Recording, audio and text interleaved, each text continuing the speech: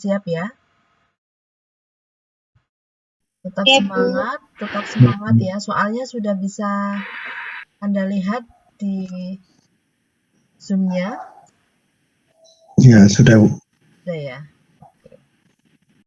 Baiklah, kalau sudah. Nah, kita bahas dari soal nomor 1 ya. Sebelumnya sudah pernah pertemuan dengan saya kan sebelum ini ya? Ya. Sudah pernah ya? Oke. Ini soal nomor 1.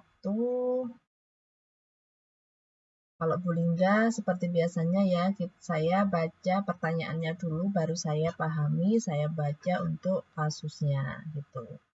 Nah, nomor 1 ini apakah diagnosa yang paling tepat sesuai kasus di atas? Berarti kalau pertanyaannya diagnosa, ini analisa kita pada soal apa data fokusnya? Ya, halo? RP. Data fokusnya ke tanda dan gejala ya. Data Ya, data mayor, data minor, DSDO gitu ya. Oke, kita lihat di soal. Tadi pertanyaannya diagnosa yang paling tepat ya. Nah, dari soal ini fokusnya kemana nih fokusnya nih? Wajahnya tegang ya, pandangannya tajam ya, bicara kasar, suara tinggi. Kira-kira pasien Anda kenapa ini? Halusinasi kah? HDR? Ketidakberdayaan? Gangguan citra tubuh atau RPK? RPK. RPK. Ya, ini soal yang sangat mudah ya. Ketika Anda kerjakan yang paling mudah sendiri. Ya, ini mudah sekali. Ini RPK. Ciri khasnya apa RPK? Ya ini, wajahnya tegang, pandangannya tajam, bicaranya kasar, suara tinggi. Nanti kalau sudah ada pemukulan, mungkin dia sudah mencederai perawatnya atau mencederai orang lain, ini sudah masuk ke apa? PK ya, perilaku Ya. kasar. Ini data fokus tanda dan gejala yang didapatkan dari pasien mengarah pada resiko perilaku kekerasan. Oke, fix jawabannya nomor 1 adalah E ya. Tuh, nomor 2 ini sama pertanyaannya. Pertanyaannya apakah diagnosa yang paling tepat? Sama, cuman beda kasus ya. Kira-kira kenapa ini pasien kita? Ada mengalami kecelakaan ya. Terus diamputasi ya kaki kirinya ya. Setelah diamputasi ini dia memiliki gejala apa dia? Tidak mau berinteraksi dengan orang lain ya. Tidak mau melihat anggota tubuhnya yang diamputasi itu tadi. Fokusnya itu aja. Karena ada tadi riwayat dia dilakukan amputasi karena mengalami kecelakaan. Kira-kira pasien kita sedang mengalami apa ini saat ini? Menarik diri, harga diri rendah, ketidakberdayaan, resiko bunuh diri, atau gangguan citra tubuh?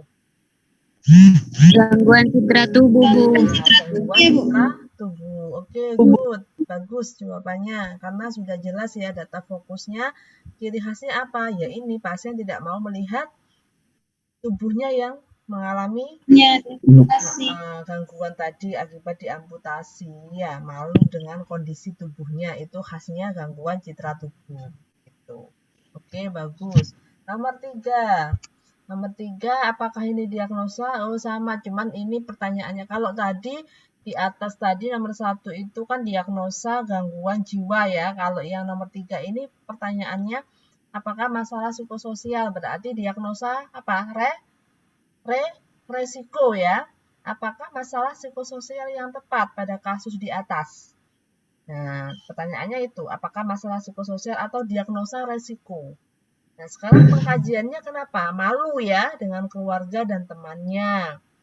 Karena apa ini? Dirinya ketahuan melakukan aborsi akibat hamil di luar nikah. Ya, selama pengkajian tidak ada kontak, lebih banyak diam dan menundukkan kepala. Kira-kira pasien Anda ini sedang mengalami apa? Apakah depresi, ataukah isolasi sosial, ataukah ketidakberdayaan, ataukah gangguan citra tubuh, atau bahkan HDR situasional? Yang mana?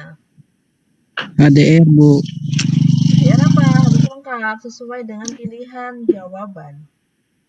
Harga diri rendah situasional. Oke. Ada lagi jawaban selain HDR? Tidak ada? Semuanya sama? jawabannya HDR situasional. Kenapa? Coba. Karena dengan situasinya itu aborsi. Ciri khasnya apa? Itu kan aborsi itu pencetusnya ya, faktor presipitasi ya. Lalu datanya apa? Data fokusnya di mana? Kalau benar jawabannya HDRS. Dia malu terhadap keadaan dirinya Ya, sekarang itu sehingga bagus. Siapa ini yang jawabnya? Yang jawab tidak ada kontak. Saya, Bu. Saya siapa ini? Nggak ada wajahnya soalnya. Pilih Pusungan. Hah? Pilih Pusungan, Bu. Oh ya, bagus. Ini saya suka aktif banget ya sama Mbak siapa tadi. Bagus sekali. Jadi data fokus adalah malu ciri khasnya. Kalau data fokusnya hanya menundukkan kepala, tidak ada kontak mata, itu bisa apa? Bisa saja mengarah ke isolasi sosial. Ya. Ciri khasnya kalau HDRS, ya HDR itu ciri khasnya dia malu, mungkin merasa bersalah, ya kan? Merasa tidak berguna, merasa gagal, seperti itu. Itu ada gangguan nih di harga dirinya pasien kita. Ya, gitu ya. Benar ya, jawabannya adalah E ya. Oke, kita lanjut soal 4. Ya, lanjut 4 ya. Masih semangat? Masih apa enggak ini kok kayak masih gitu ya. Semangat ya. Apakah tindakan keperawatan yang dapat dilakukan perawat sesuai kasus di atas? Ini pertanyaannya intervensi tindakan keperawatan. Apa pasien Anda? Pasien kita kenapa ini? Oh, pasiennya dari data pengkajian, kenapa menyebutkan pasien selalu duduk sendiri, tidak mau berkomunikasi dengan teman-temannya, lalu kontak matanya kurang ketika berinteraksi. Ya, kira-kira pasien Anda mengalami apa ini? Isolasi sosial, Bu. Isolasi sosial. Isolasi sosial, oke. Isolasi sosial menarik diri. Lalu tindakan yang tepat apa ketika pasien kita mengalami hubungan sosial secara bertahap? Ya? Mengajarkan hubungan sosial secara bertahap. Mengajarkan berhubungan sosial secara bertahap. Bagus ya, benar, jawabannya tepat. Anda sudah tepat mendiagnosa kasus sehingga Anda tepat dalam memilih tindakan keperawatan. Oke, cus. Bagus. Kita soal nomor 5 ya. Dan nanti lulus hukumnya ini harus positif, harus optimis ya. Oke, yang kelima, apakah rentang respon marah yang tepat pada kasus di atas? Ingat, rentang respon marah itu kan mulai dari adaptif sampai adaptif ya. Sekarang kita lihat dulu pasiennya. Kenapa pasiennya ini dibawa ke poli rumah sakit jiwa, itu bukan polisi ya, poli ya. Kenapa dia ngamuk di tempat umum, mukul orang gitu? Hasil pengkajian, laki-laki tersebut mengalami perilaku kekerasan sejak di PHK dari tempat kerjanya sebulan yang lalu, dan tidak lama setelah itu ia bercerai dengan istrinya. Kira-kira dengan riwayat dia di PHK, lalu dia mengalami tadi kehilangan karena dia bercerai dengan istrinya, sehingga dia punya gejala ngamuk tadi ya, mukul orang. Kira-kira ini rentang respon marah yang tepat apa? Apakah pasif, agresif, atau frustasi? Yang mana? Amuk, iya betul sekali ya. Amuk itu apa istilahnya? Ya, amuk itu marah ya, tapi marahnya ini lebih ke arah kekerasan. Ya, ngamuk gitu, kalau orang Jawa bilang tuh ngamuk gitu ya. Marah. Kalau marah verbal, ya marah dengan omongan aja, tapi ini sudah amuk, sudah ada tindakan untuk apa? Melukai orang lain, membahayakan orang lain, merusak lingkungan, itu amuk itu. Oke, good answer, bagus jawabannya. Jadi rentang responnya dalam rentang respon amuk ya. Kalau saja seandainya ini pasiennya misalkan dengan riwayat seperti ini, lalu dia tetap berusaha, tetap sabar, menerima, ini masuk apa kira-kira rentang responnya? menerima, Bu. Iya, karena masuk apa? Kalau sebelumnya soalnya saya buat lagi gitu loh, tidak mukul orang, tidak merusak lingkungan, pada kondisi dia di PHK, bercerai dengan istrinya, tapi dia tetap sabar, tetap menerima. Kira-kira masuk dalam rentang respon apa ini? Pasif. Masa pasif. Asertif. Agresif. Iya, mengungkapkan kekecewaan dengan cara positif ya, dengan menerima, dengan berusaha lebih sabar, dengan melakukan aktivitas yang bermanfaat. Nah, seperti itu. Mungkin Anda pernah, maka Anda melakukannya secara asertif. Ya, rentang respon marah. Oke, bagus. Nomor 6. Apakah tindakan keperawatan yang sebaiknya dilakukan perawat? Pertanyaannya ini tindakan, berarti diagnosa ya, analisa kita ya. Sepakat ya? Nah, diagnosanya apa ini? Ketika diajak diskusi tentang halusinasinya, pasien menanyakan apakah perawat melihat yang dilihatnya, halusinasi ya pasiennya ya. Perawat menjawab bahwa hanya pasien saja yang melihatnya. Apakah tindakan keperawatan yang sebaiknya dilakukan? Menyangkal, mengalihkan perhatian, mengajarkan cara menghardi, mengajarkan melakukan aktivitas, atau minum obat? Yang mana? Mengajarkan cara menghardi. Kenapa menghardi? Karena klien nyanyi Karena halusinasi pasien ini halusinasi penglihatan, Bu. Ya, pasiennya ini kenapa? Pasiennya sedang menguasai halusinasi ya. Pasiennya sedang mengalami halusinasi saat ini. Nah, ketika menjawab bahwa hanya pasien saja yang melihatnya, apakah tindakan keperawatan? Ya berarti mengajarkan cara menghardi ya, menghardi itu mengajarkan cara menghardi. Ya, menghardi, mengontrol, mengusir halusinasinya ya. Seperti itu. Nah, betul sekali karena pasien mengalami gangguan persepsi sensori atau halusinasi. Ya. Nomor 7 ini pertanyaannya, apakah masalah psikososial? Yaitu yang ditanyakan adalah diagnosa resiko ya, diagnosa resiko, bukan diagnosa gangguan. Coba kita ke soal. Nah, ini pasiennya kenapa? Pasiennya mengeluh pada temannya bahwa dirinya malu dengan penampilan fisiknya yang kurus dan hitam. Keadaan ini menjadi bahan ejekan teman-temannya. Perempuan tersebut nampak membatasi interaksi dengan orang lain karena malu. Kira-kira apa? Kecemasan, putus asa, tidak berdaya, gangguan citra tubuh, atau HDR situasional? Yang mana? Harga diri rendah situation, Bu. Harga diri rendah? D. Gangguan citra tubuh. Kenapa jawabannya itu? Kenapa enggak D? Kenapa tidak gangguan citra tubuh? Kenapa HDR situasional? Ayo coba. You can try your listening. Karena HDR, data Bu. fokusnya apa? Data fokus yang mengarah pada diagnosa HDRS. Malu saat dilihat sama teman-teman, Bu. Betul sekali, malu ya dengan penampilan fisiknya yang kurus dan hitam. Iya, harusnya nggak perlu malu, sudah diciptakan sesuai dengan porsinya gitu ya. Hitam ya berarti yang terbaik itu hitam gitu. Yang kurus ya tinggal makan yang banyak nanti gemuk lagi. Ya, perlu malu ya. Oke, jawabannya adalah HDRS. Bagus. Nomor 8. Tinggal bersusu.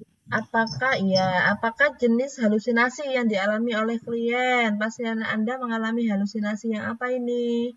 Coba, pasiennya sering teriak-teriak, ya, berbicara sendiri, ini ciri khasnya. Terus? Halusinasi pendengaran. Ya, dari mana kalau tahu kalau pendengaran? Kenapa tidak penglihatan? Karena pasien berbicara sendiri, Terus data fokus saja, data fokus Dan- saja. Oh, data fokus. Iya, biar cepat. Kalau merasa ada yang berbisik di telinganya, Bu. Ya, pintar, good answer, good analyze ya. Ada yang berbisik di telinganya, menantang untuk berkelahi loh. Untuk Berkelahi. memukul orang. Ya, nanti misalnya bisa RPK, bisa PK ya kalau halusinasinya tidak tertangani. Oke, bagus. Iya, Bu.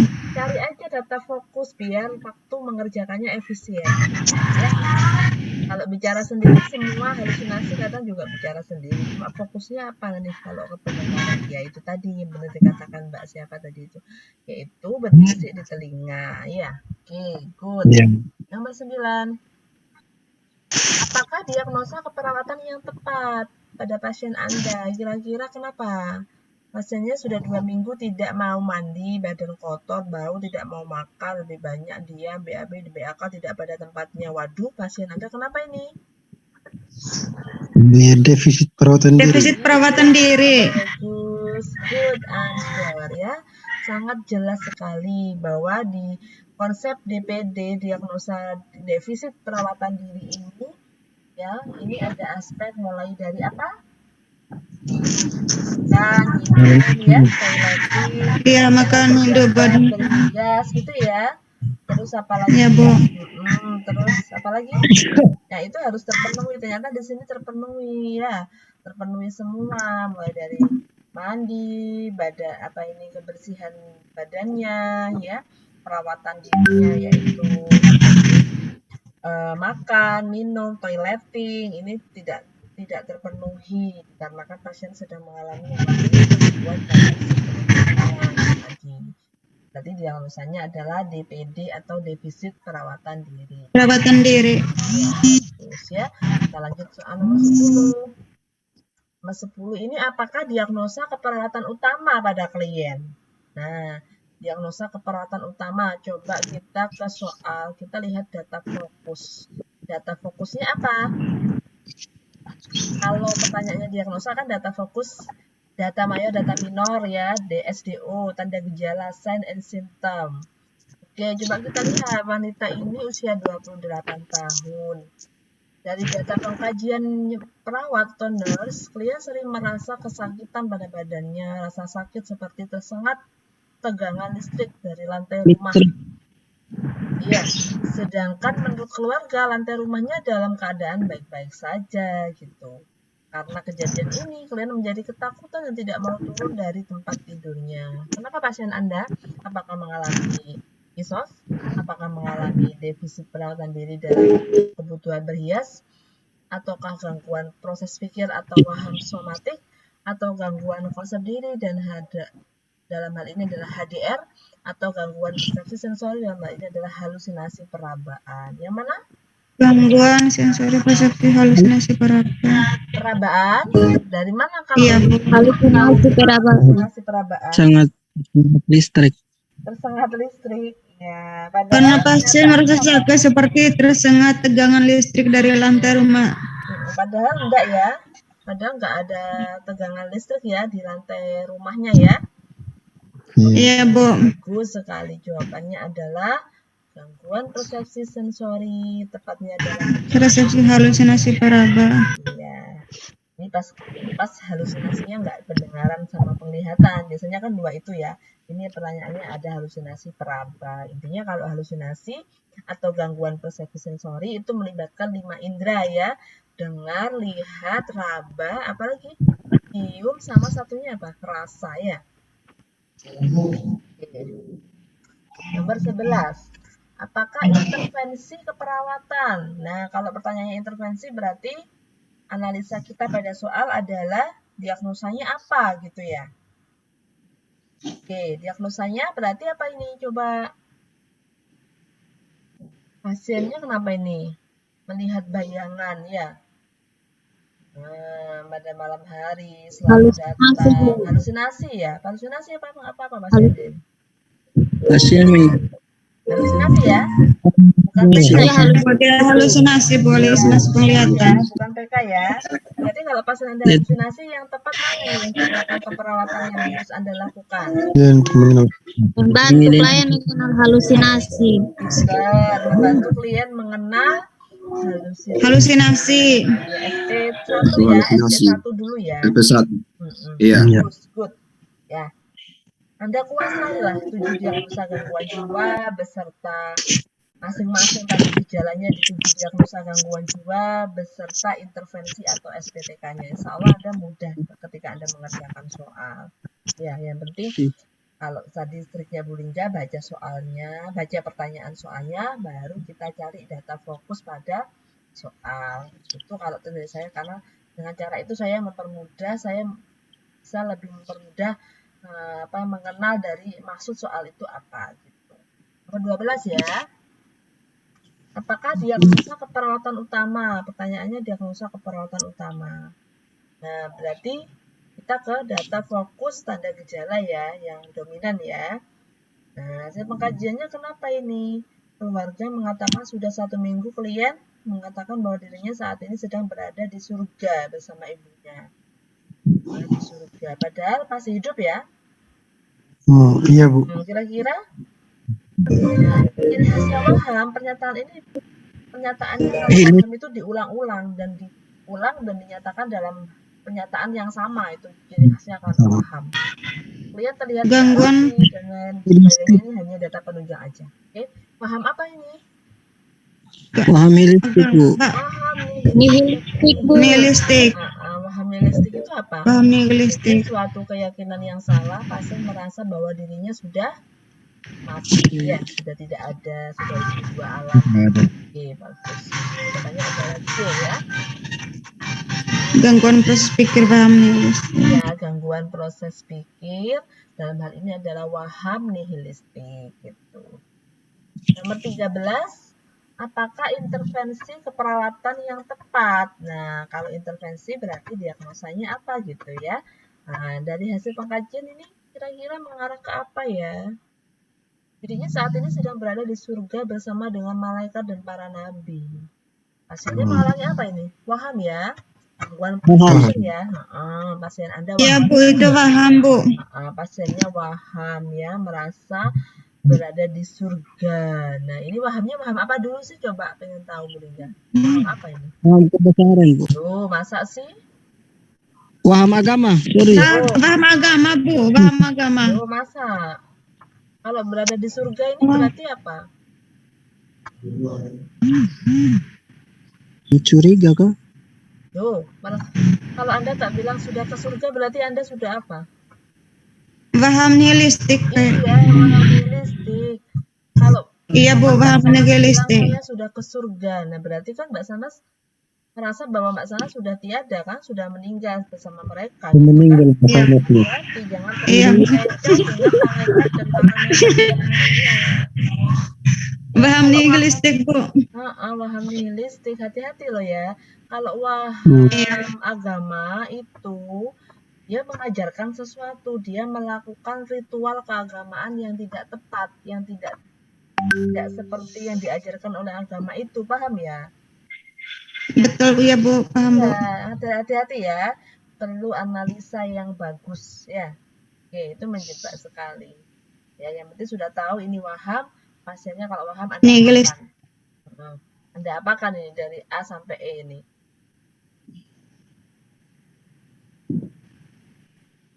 D Bu. D, apa D? Melatih cara berkenalan. Melatih cara berkenalan. Ayo coba kalau waham apa? Ayo kalau waham itu pasiennya kalau ditolak semakin kuat, didukung semakin kuat. Yang tepat apa? Mengidentifikasi Mengajarkan yang tidak terpenuhi, ya itu yang tepat, atau mengorientasikan pada kondisi yang sebenarnya, realita yang ada, baik itu waktu, tempat, orang. Setelah itu baru identifikasi kebutuhan pasien yang belum terpenuhi, mulai dari KDM-nya. Ya, paham ya? Jadi tidak fokus ke wahamnya. Nanti bisa dibaca SPTK-nya. Ya, oke. Bagus. Nomor 14. Nomor 14 ini apa ya pertanyaannya? Apakah tindakan yang harus dilakukan seorang nurse CMHN Community Mental Health Nursing dalam merujuk pasien dengan kasus di atas ke unit psikiatri? Pasiennya kenapa ini? Suami dan anak klien meninggal 4 bulan yang lalu. Baru di PHK, terus pasiennya ini terkadang menyendiri, melamun, tertawa sendiri, terkadang melempar barang ke arah orang-orang yang ditemuinya tanpa sebab yang jelas. Pasiennya sudah ada tanda-tanda ke arah gangguan jiwa ya. Nah, apakah tindakan yang harus dilakukan seorang perawat CMHN? Apa yang harus dilakukan oleh perawat CMHN kalau Anda menemui di lingkungan Anda ada pasien seperti ini? Menyampaikan kondisi pasien pada kesehatan yang baik. Kondisi pasien pada anggota tim kesehatan yang lain. Iya sekali. Iya, betul. Ada lagi mungkin jawabannya selain itu? Yang benar itu memang ya. Kenapa tidak menyampaikan kepada keluarga? Tidak ya, karena ini kan dirujuk ke unit psikiatri. Jadi ya disampaikan aja, Anda menyampaikan, Anda memberitahukan, memberikan informasi tentang kondisi pasien yang Anda bawa gitu. Iya, oke, good, bagus. Nalar ini ya. Nomor 15. The last question ya. Apakah masalah kesehatan jiwa yang muncul? Masalah kesehatan jiwa ini berarti mengarah pada masalah psikososial. Ya, atau diagnosa resiko. Diagnosa resiko itu ada stres emosional, ada peran tidak efektif, masih ingat ya? Ada kecemasan, ada ketidakberdayaan, ada keputusasaan, nanti dibaca lagi di SAK jiwa, standar asuhan keperawatan jiwa yang dulu pernah dibagikan oleh dosen-dosen jiwa ya, nanti dibuka kembali. Kalau enggak ya Anda bisa buka di Google, bisa muncul semuanya. Oke. Pertanyaannya apakah masalah kesehatan jiwa? Kita ke soal. Soalnya kenapa ini? Pasiennya terlihat apa? Murung, pandangan mata kosong, putus asa, tidak perhatian dan tanggap terhadap lingkungan. Terkadang mengeluh sakit. Ya, ini hanya gejala yang menyertai aja ya, penunjang ya. Yang jelas ini pasiennya apa ini? Putus asa ya. Tidak perhatian. Lalu menangis tanpa adanya sebab yang jelas. Pasienmu kenapa? Depresi, putus asa, tidak berdaya, berduka, PTSD. Depresi. Apa? Depresi? Ciri khasnya kalau depresi apa? 1, murung ya. Murung atau murung itu apa sih murung itu? Pernah murung? Anda pernah murung nggak?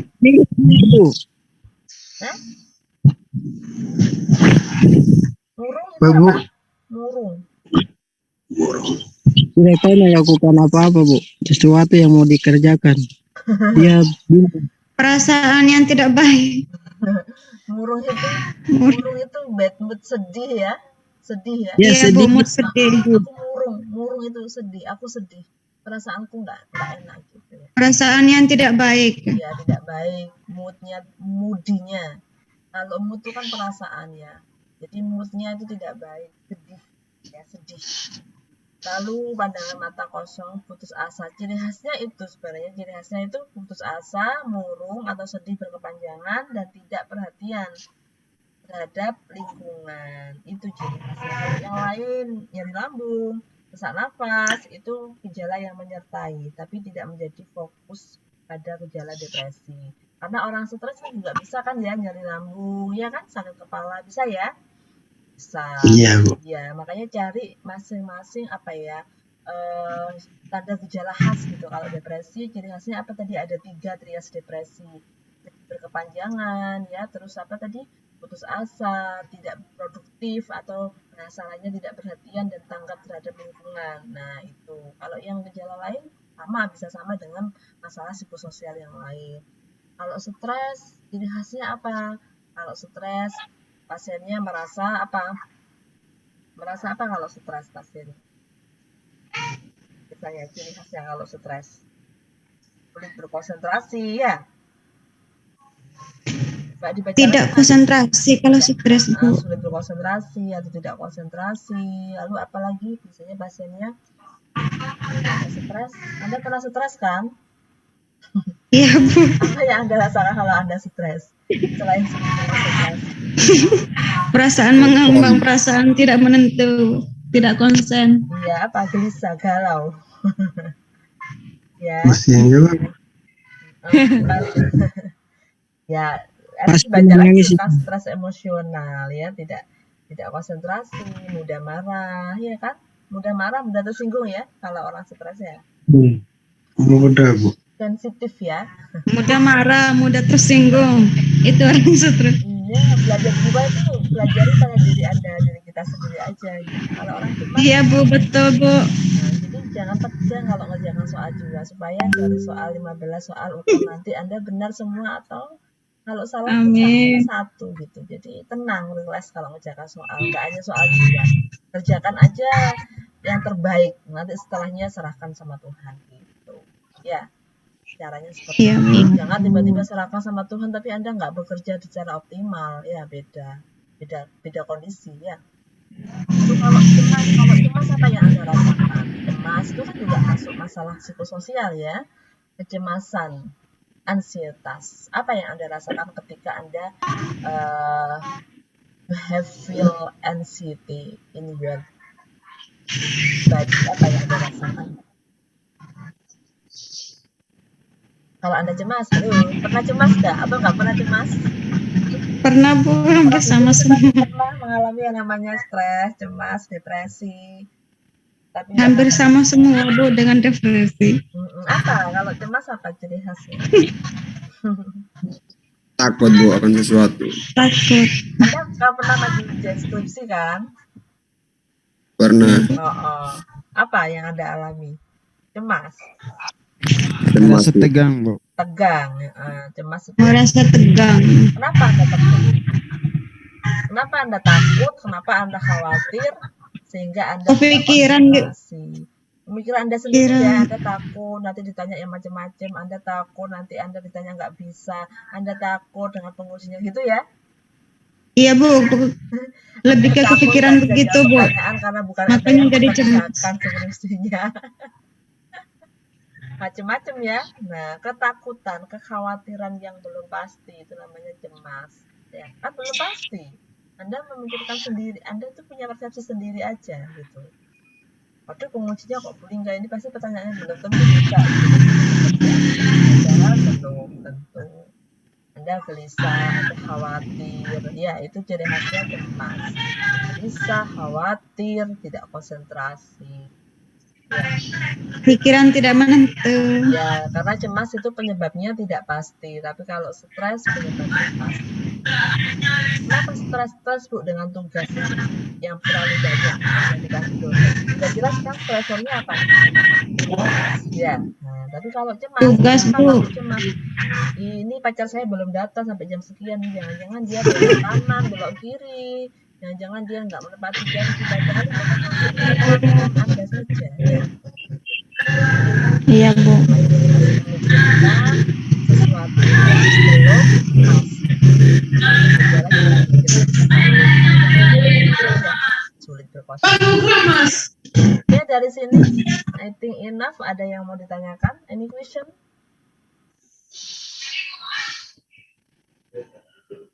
Gimana? Kapan ini ujian UKOM-nya?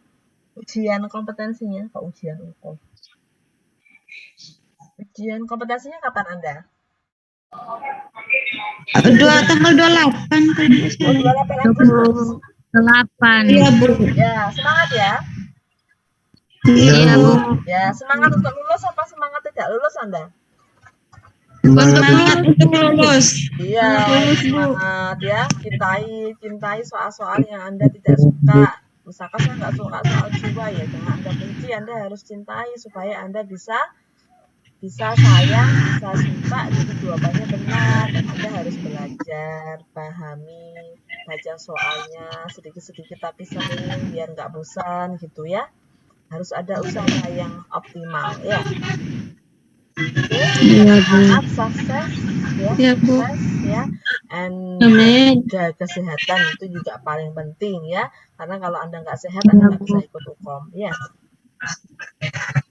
Iya Bu. Oke, jaga sehat Jaga kesehatan, jaga sehat jiwanya, jaga sehat fisiknya ya. Dan jangan lupa tetap belajar, tetap tenang dalam menghadapi UKOM, selalu positif ya. Pikir bahwa Anda itu bisa dan Anda lulus gitu ya. Saya doakan Anda semua sukses lulus UKOM 2021 tanpa Amin. memandang kedua Amin. ya. Semangat ya. Oke, saya akhiri. Wassalamualaikum warahmatullahi wabarakatuh dan selamat siang. Waalaikumsalam warahmatullahi Waalaikumsalam wabarakatuh. Live ya. Oke, terima kasih Mbak Desi.